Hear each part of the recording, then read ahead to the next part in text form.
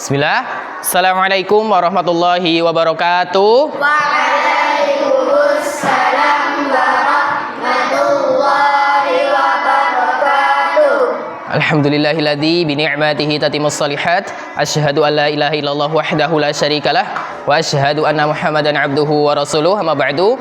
Alhamdulillah, pada pagi hari ini kita masih diberikan kesempatan oleh Allah Subhanahu wa taala untuk berkumpul di tempat ini dalam rangka untuk belajar menuntut ilmu guna agar kita bisa bermanfaat di masa yang akan datang nanti. Ya, jadi menuntut ilmu ini akan bermanfaat di masa yang akan datang nanti. Nah, untuk itu sebelum kita memulai kegiatan pembelajaran ini, ketua kelasnya memimpin doa.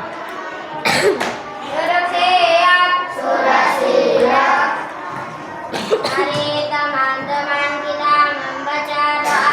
A'udzu billahi minasy syaithanir rajim. Bismillahirrahmanirrahim. Allahumma inni as'aluka ilman nafi'an wa rizqan thayyiban wa amalan mutaqabbalan. Amin ya rabbal alamin.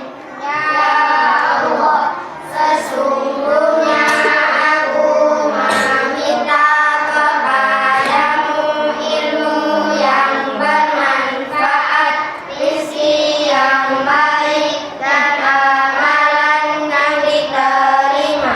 Rabbi zidni ilman warzuqni fahman. Amin ya rabbal alamin. Ya Allah, tambahkanlah ilmu kepadaku dan berilah kepadaku pemahaman. Allahumma la sahla illa ma ja'altahu sahla wa anta taj'alul hasna idza syi'ta sahla. Nah, pada pagi hari ini kita akan belajar tentang tema peduli terhadap makhluk hidup dengan subtema adalah ayo cintai lingkungan. Ya, jadi kita belajar apa pada pagi hari ini? Peduli terhadap makhluk hidup dan dengan subtema ayo cintai lingkungan. Nah, jadi kita akan belajar tentang sumber daya alam. Ada yang sudah tahu apa itu sumber daya alam? Apa Fatih sumber daya alam?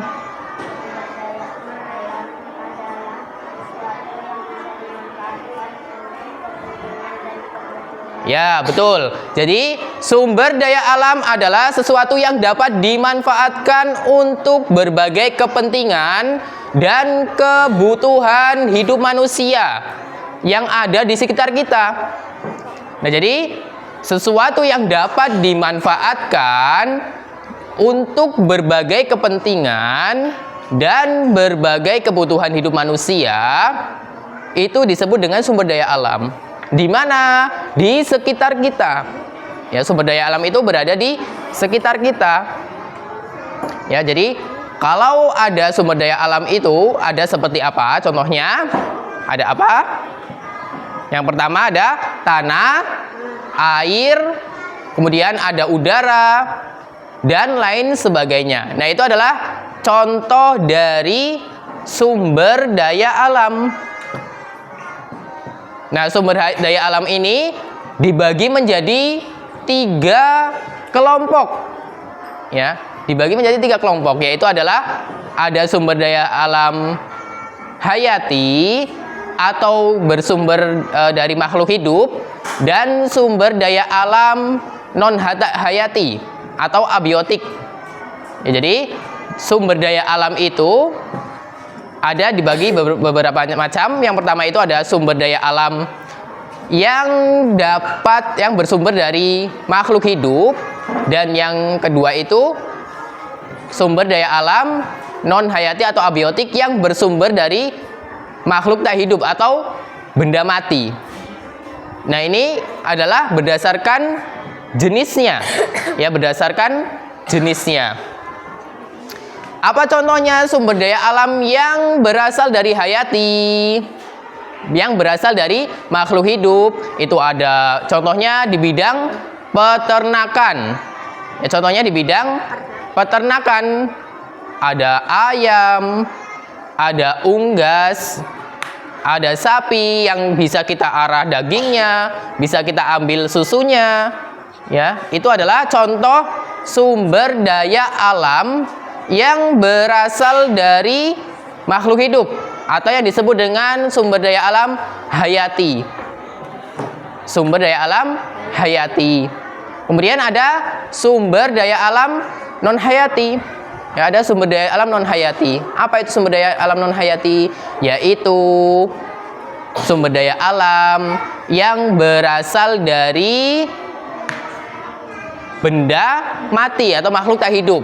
Ya, contohnya di bidang apa? Perindustrian, ada tambang di situ, ya, ada pabrik besi, ada pabrik makanan, ada pabrik apa lagi? Pabrik motor mungkin, ya, tempat pembuatan motor. Kemudian ada pabrik tekstil.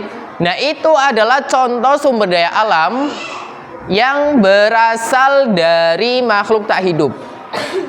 Nah, jadi sumber daya alam itu berasal dari dua jenis, ya, dari makhluk hidup dan makhluk tak hidup. Ya, makhluk hidup itu disebut dengan sumber daya alam hayati. Kalau makhluk tak hidup atau sumber daya alam yang dari benda mati itu disebut dengan non hayati. Nah, itu adalah contoh dari sumber daya alam, ya. Dibagi menjadi berapa tadi? Dibagi menjadi dua. Ya, ada sumber daya alam hayati dan non hayati. Nah, sumber daya alam tuh ada contohnya, ada apa ini? Perhatikan pada gambar ada tambang. Nah, di gambar ini adalah contoh dari pabrik atau PT yang sedang menggali tambang. Ya, ini tambang apa? Ini namanya tambang batu bara. Nah, kalau kalian yang belum pernah lihat batu bara, nah, maka seperti ini bentuknya. Contoh pada gambar. Ya. Jadi, contoh dari sumber daya alam yang tidak dari benda hidup atau dari benda mati adalah, ya, tambang. Tambang apa? Tambang banyak. Ada tambang emas. Seperti contohnya ada tambang batu bara, tambang perak, tambang timah. Ya, itu banyak contohnya, jenisnya, ya. Jadi contoh-contoh sumber daya alam tak hidup itu banyak, ya. Ada tambang tekstil, ya, membuat plastik, ada tambang batu bara.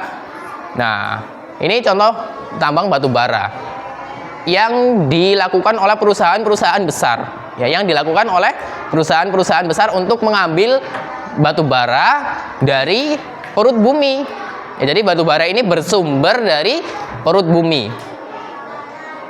Yuk. Kemudian, nah, ini tadi ya macam-macam SDA. Yang pertama ada sumber daya alam hayati atau biotik dan sumber daya alam hayati abiotik. Nah, kemudian berdasarkan pembaruannya, ya, sumber daya alam ada yang dapat diperbarui. Dan juga sumber daya alam ada yang tidak dapat diperbaharui. Kemudian ada sumber daya alam yang tidak terbatas jumlahnya.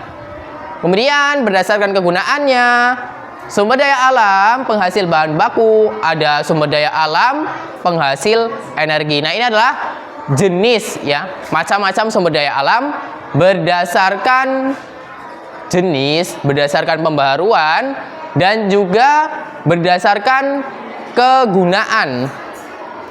Nah, ini adalah contoh dari sumber daya alam atau jenis-jenis sumber daya alam.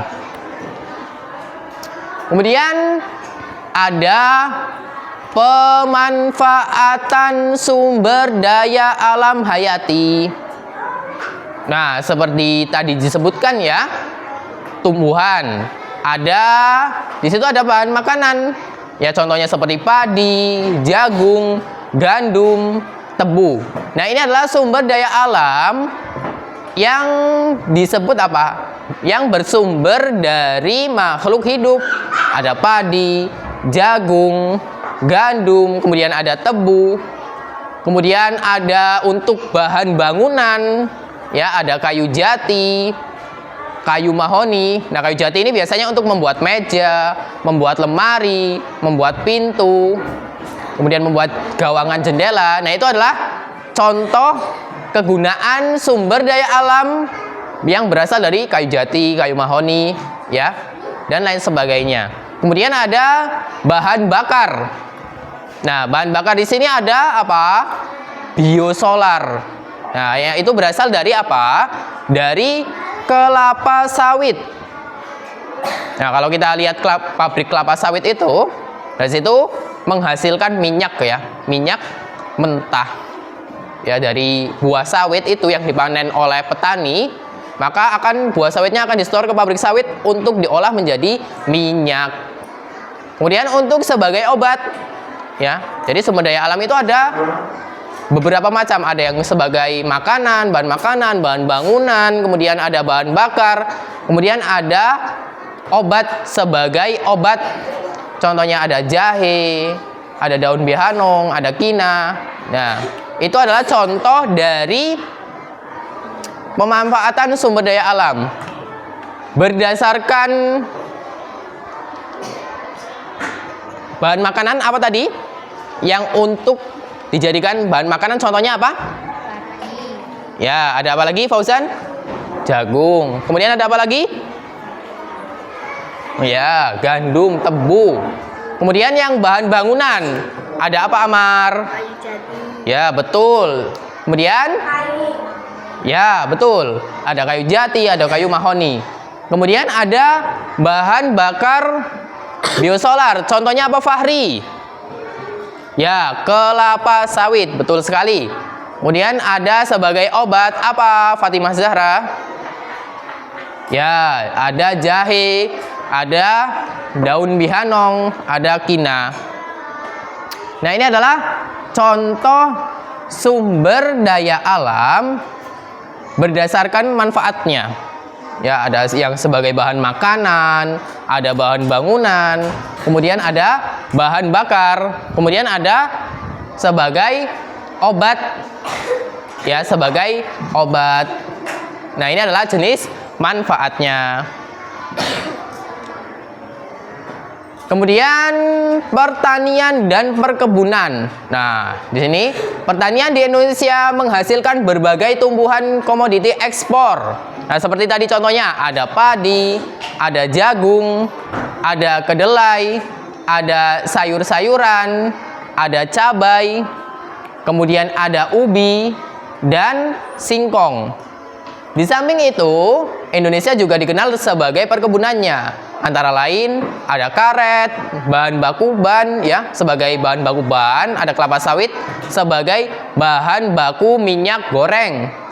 Kemudian ada tembakau, ada sebagai bahan baku obat dan rokok. Kemudian ada kapas, bahan baku tekstil. Kemudian ada kopi ya sebagai bahan minuman, tebu sebagai bahan baku gula pasir. Nah, ini di gambar ada contoh perkebunan kopi. Nah, kalau ada yang belum pernah lihat kopi hitam itu, kopi bubuk itu, ya yang sering kita buat, ya ada yang sering ngopi di sini. Nah, kalau ada yang sering buat ngopi, ya sering ngopi. Nah, ini ada contoh kebun kopinya, berasal dari buah kopi. Kemudian ada pohon sawit, ya ada pohon sawit sebagai penghasil minyak, ya penghasil minyak. Kemudian ada tebu sebagai penghasil apa? Gula pasir. Nah, tebu itu dimanfaatkan sebagai bahan baku untuk ya pembuatan gula pasir. Kemudian, nah di sini contoh tadi ada hewan peternakan dan perikanan. Nah, hewan peternakan dan perikanan sumber daya alam hewan dapat berupa hewan liar maupun hewan yang sudah dibudidayakan. Pemanfaatannya dapat sebagai pembantu pekerjaan berat manusia seperti kerbau, kuda. Nah, jadi kalau kerbau itu bisa untuk membajak sawah petani. Ya, kalau ada petani itu biasanya membajak sawahnya meminta atau menggunakan kerbau. Ya, menggunakan hewan kerbau untuk membajak sawah. Kemudian ada kuda juga ya sebagai transportasi. Ya, kemudian sebagai sumber bahan pangan. Ya, jadi peternakan itu ada yang bisa dijadikan sebagai sumber bahan pangan seperti unggas dan sapi. Ya, bahan pangan itu maksudnya apa? Maksudnya kita ambil dagingnya. Ya, kita ambil dagingnya seperti unggas dan sapi. Kemudian untuk menjaga keberlanjutannya terutama untuk satwa langka. Nah, ini tadi ada sumber daya alam non hayati. Ya, sumber daya alam non hayati itu yang berasal dari makhluk tak hidup. Ya, sumber daya alam non hayati itu berasal dari makhluk tak hidup. Ya. Nah, agar lebih semangat, duduk siap. Sudah siap. Duduk anak soleh. Aku anak soleh, duduknya yang rapi, tangan kaki dilipat, mulutnya dikunci, ceprek. Nah, jadi kita lanjutkan materi lagi. Sumber daya alam non hayati. Nah, sumber daya alam non hayati itu ada contohnya ada air, ya. Air digunakan untuk bisa pengairan sawah atau bahan dasar industri minuman, ya minuman-minuman yang dibungkus ada apa? Mineral ya dan lain sebagainya. Ya, contoh. Kemudian ada penambangan. Nah, penambangan itu dan aset rekreasi. Kemudian ada angin. Nah, angin mampu menghasilkan energi dengan menggunakan turbin. Pada umumnya diletakkan dengan ketinggian lebih dari 30 meter di daerah dataran tinggi. Kemudian ada tanah. Ya, tadi yang sudah disebutkan, ada tanah. Tanah termasuk salah satu sumber daya alam non hayati yang penting untuk menunjang pertumbuhan penduduk dan sebagai sumber makanan bagi berbagai jenis makhluk hidup. Ya, untuk bersumber dari makanan bagi berbagai macam jenis makhluk hidup. Nah, itu adalah tanah. Ya, lanjut. Kemudian ada contoh hasil tambang. Ya, contoh hasil tambang. Yang pertama ada aftur untuk bahan bakar pesawat. Kemudian ada bensin untuk bahan bakar kendaraan bermotor. Kemudian ada minyak tanah. Nah, untuk bahan baku lampu dan juga solar untuk bahan bakar diesel. Nah, kemudian ada liquid natural gas untuk bahan bakar kompor gas. Kemudian oli ialah untuk bahan bakar pelumas mesin. Kemudian ada contoh lagi hasil tambang berikutnya adalah vaselin. Ialah salep untuk obat, ya. Untuk salep untuk bahan obat. Kemudian parafin untuk bahan pembuat lilin dan aspal untuk bahan pembuat jalan. Nah, ini adalah contoh-contoh hasil tambang. Apa tadi Inara? Ara? Yang pertama? Ya, ada aftur. Kemudian ada apa lagi? Ya, ada bensin. Kemudian ada apa lagi? Ya, ada minyak. Kemudian ada apa, Beni? Ya, ada oli. Nah, itu adalah contoh dari hasil tambang. Jadi ada bermacam-macam ya, ada aftur, ada bensin, ada solar, ada liquid natural gas, kemudian ada oli, ada vaselin. Nah, itu adalah contoh-contoh dari apa? Contoh-contoh dari hasil tambang. Yuk. Nah, berikutnya ada batu bara, ya tadi yang seperti sudah ada contoh pada gambar.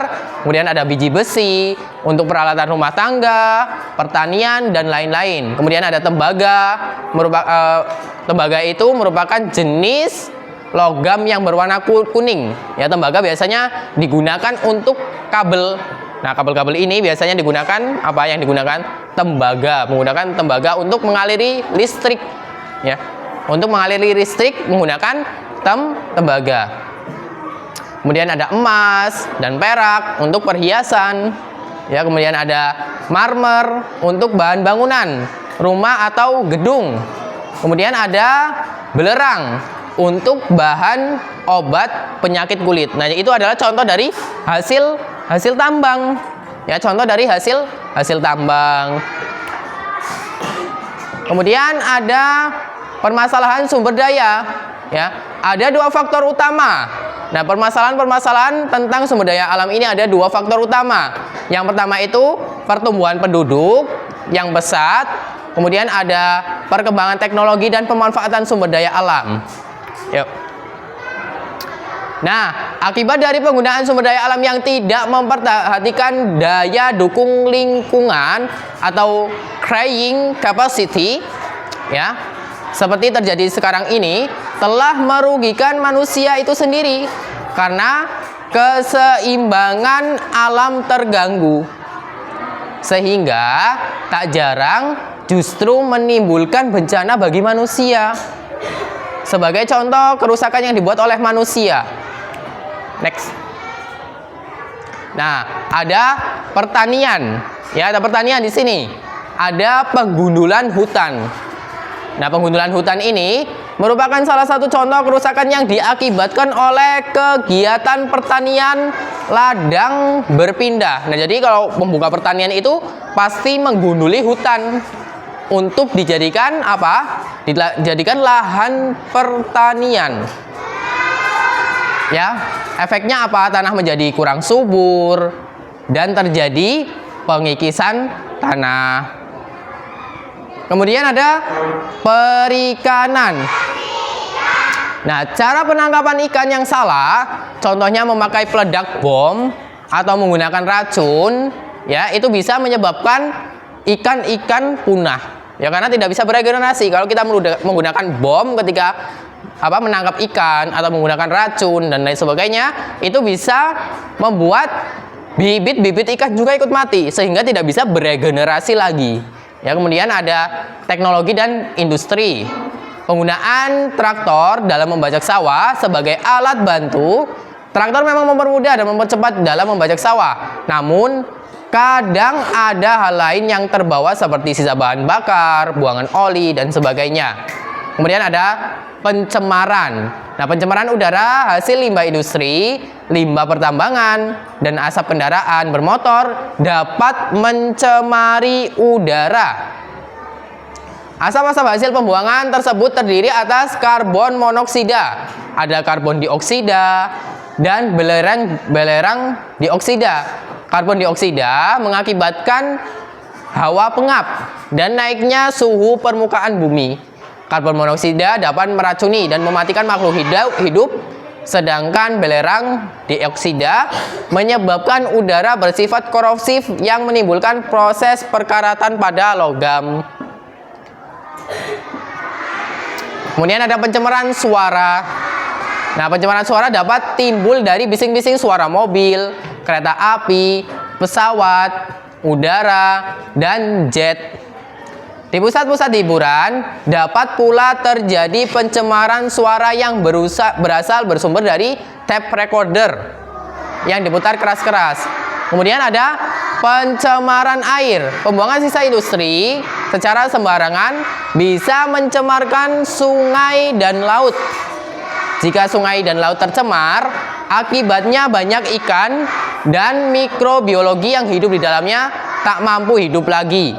Ya, selain itu, Air sungai dan laut yang tercemar itu juga mengakibatkan sumber air tercemar sehingga manusia sulit mendapatkan air minum yang bersih dan juga sehat.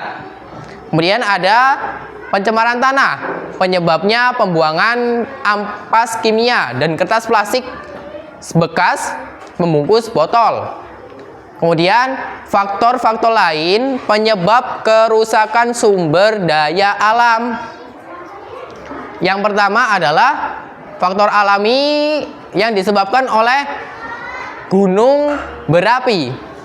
Nah, gunung berapi melemparkan berbagai material padat yang dapat menimpa perumahan, menimpa daerah pertanian, hutan, dan sebagainya. Jadi kalau gunung berapi itu meletus, maka banyak apa? Tumbuhan-tumbuhan yang akan mati, hewan-hewan akan punah, kehilangan tempat tinggalnya. Bukan hanya rumah hewan, rumah manusia juga akan tergusur oleh lahar gunung tersebut. Ya, banyak manusia yang tewas di dalam ketika gunung berapi meletus. Kemudian ada hujan abu vulkanik yang menyertai letusan dapat menyebabkan terganggunya pernapasan, juga pemandangan yang gelap dan dapat menutupi area pertanian dan perkebunan yang bisa mengurangi produksi. Ya, kemudian awan panas yang berhembus dengan kecepatan tinggi dan tidak terlihat mata dapat menewaskan makhluk hidup yang dilaluinya. Kemudian debu-debu gunung api yang bertebaran di udara dapat menghalangi radiasi matahari dan membahayakan penerbangan udara. Next. Kemudian ada kerusakan akibat gempa bumi. Nah, gempa bumi di dasar laut bisa menyebabkan tsunami, ya. Jadi kalau ada gempa bumi di dasar laut itu dapat menyebabkan tsunami, dan tsunami itu gelombang air laut yang besar, bisa menenggelamkan hewan, bisa menenggelamkan tumbuhan, menenggelamkan manusia juga bisa. Ya, rumah-rumah, bangunan-bangunan pada roboh, mobil-mobil pada kendang biasanya kalau terjadi tsunami, ya. Kemudian ada musim kemarau. Ya, contohnya ya dampaknya adalah tumbuhan-tumbuhan banyak yang mati sehingga dapat mengancam kehidupan makhluk hidup lainnya. Sungai-sungai, danau-danau dan air tanah menjadi kering sehingga dapat merugikan daerah pertanian, sumur-sumur dan sumber air kering. Nah, ini adalah contoh dari bencana gempa bumi atau tanah longsor dan juga musim kemarau. Ya, musim kemarau yang panjang, tanahnya kering. Nah, jalan-jalan pada longsor ke bawah ya, tertutup ya, akses jalan menjadi tertutup. Kemudian ada gempa bumi ya, bisa mengubah tanah ya, bisa mengubah bentuk tanah. Next. Nah, kemudian upaya pengelolaan sumber daya alam. Ada konservasi ya. Konservasi adalah upaya yang dilakukan manusia untuk melestarikan atau melindungi alam. Konservasi adalah pelestarian atau pelindungan yang meliputi cagar alam, taman nasional, suaka marga satwa. Ya, cagar alam kawasan adalah kawasan suaka alam yang karena keadaan alamnya mempunyai kekhasan tumbuhan, satwa, dan ekosistemnya. Ya, ekosistem tertentu yang perlu dilindungi dan perkembangannya berlangsung secara alami. Kemudian ada taman nasional. Ya, ada taman nasional. Nah, taman nasional adalah kawasan pelestarian alam yang mempunyai ekosistem asli. Dikelola dengan sistem zonasi yang dimanfaatkan untuk tujuan penelitian, ilmu pengetahuan, pendidikan, menunjang budidaya, pariwisata, dan rekreasi suaka. Kemudian ada marga satwa. Ya, suaka marga satwa adalah hutan suaka alam yang mempunyai ciri khas berupa keanekaragaman dan atau keunikan jenis satwa yang untuk kelangsungan hidupnya dapat dilakukan pembinaan terhadap habitatnya. Next. Kemudian mengatasi pencemaran sumber daya alam. dengan mengadakan penghijauan dan reboisasi. Kalau kita mengadakan reboisasi setelah hutan gundul, nah itu adalah solusi bagi apa? Kerusakan sumber daya alam. Usaha penghijauan dan reboisasi hutan dapat mencegah rusaknya lingkungan yang berhubungan dengan air, tanah, dan juga udara. Kemudian yang kedua, dengan membuat sengkedan pada lahan yang miring, ya, atau biasanya talut, ya, kalau kita sebutnya talut, batu yang ditumbuk kemudian dikasih jaring, ya, itu diberikan kepada lahan yang miring untuk mencegah erosi dan menjaga kesuburan tanah yang berbukit-bukit dan miring. Kemudian ada pengembangan daerah aliran sungai, ya, merupakan daerah peta terhadap kerusakan dan pencemaran karena sering terjadi pengikisan lapisan tanah oleh aliran sungai. Kemudian yang keempat ada pengelolaan air limbah dengan pengaturan lokasi industri agar jauh dari pemukiman penduduk. Penertiban pembuangan sampah dengan cara sebagai berikut: dibakar untuk ternak, untuk biogas, untuk bahan pupuk dengan mengadakan daur ulang terhadap bahan-bahan bekas dan sampah organik, ya. Nah, ada yang mau ditanyakan sampai di sini? Pada materi pagi hari ini ada yang mau ditanyakan? Nah, kalau tidak, disiapkan buku latihannya, ya, atau buku catatannya. Kerjakan soal A, B, C. Ya, ditulis dulu soalnya. Ya, langsung jawab tidak apa-apa. Ya, yang pertama, soal nomor 1. Di pertengahan saja nggak apa-apa. Ya. Nomor 1.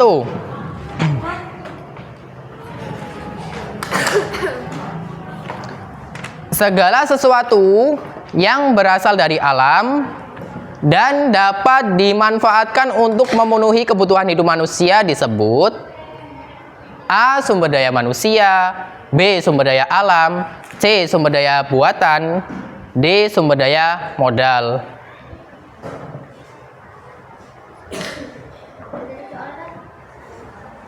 Nomor 2. Berdasarkan sifatnya, sumber daya alam dibagi menjadi 2 jenis, yaitu A. Sumber daya alam hayati dan sumber daya alam non hayati, B. Sumber daya alam dapat diperbarui dan sumber daya tidak dapat diperbarui, C. Sumber daya alam organik dan sumber daya alam anorganik, D. Sumber daya alam darat dan sumber daya alam laut.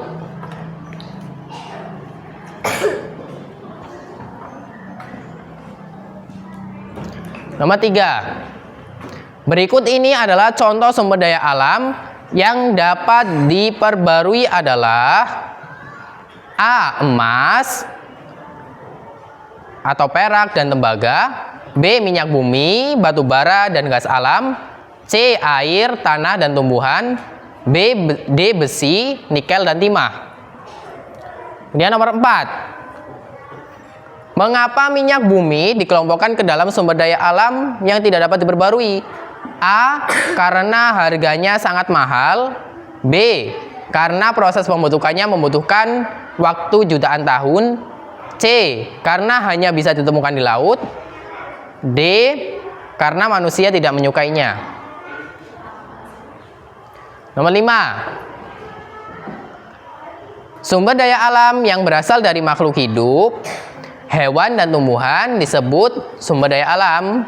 A. Hayati, B. Non hayati, C. Tambang, D. Energi.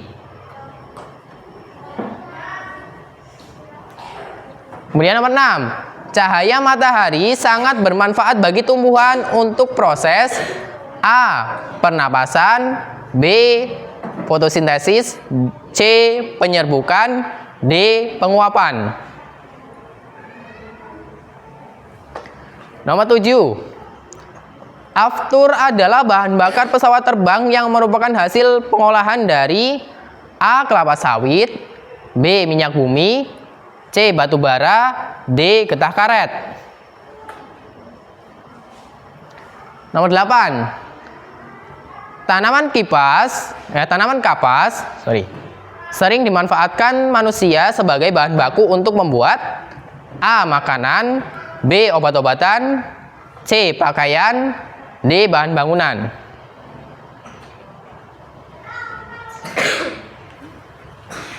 Nomor 9. Kegiatan penanaman kembali hutan yang gundul untuk menjaga ketersediaan air dan mencegah longsor disebut A. Erosi, B. Reboisasi, C. Polusi, D. Irigasi.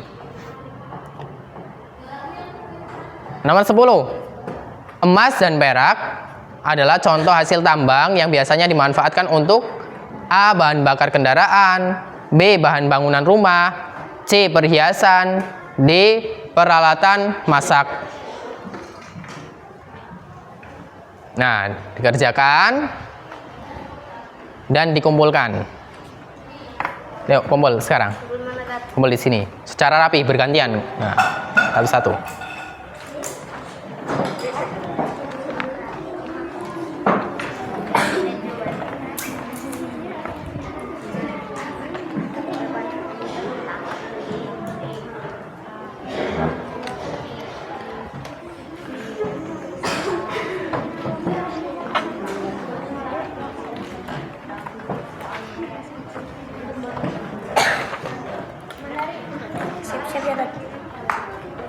Ya nanti.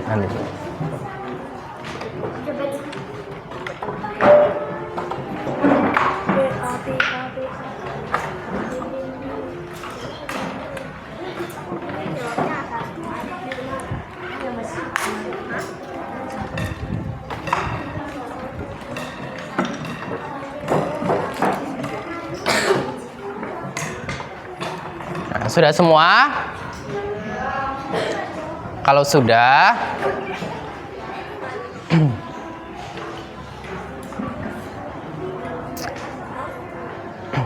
ada yang mau ditanyakan kegiatan materi pada siang hari ini atau pagi hari ini? Tidak ada. Kalau begitu, duduk yang rapi. Ketua kelasnya menyiapkan. Duduk siap. Mari teman-teman kita membaca doa. Subhanakallahumma wa bihamdika asyhadu an la ilaha illa anta astaghfiruka wa atubu ilaik. Saya akhiri. Wassalamualaikum warahmatullahi wabarakatuh.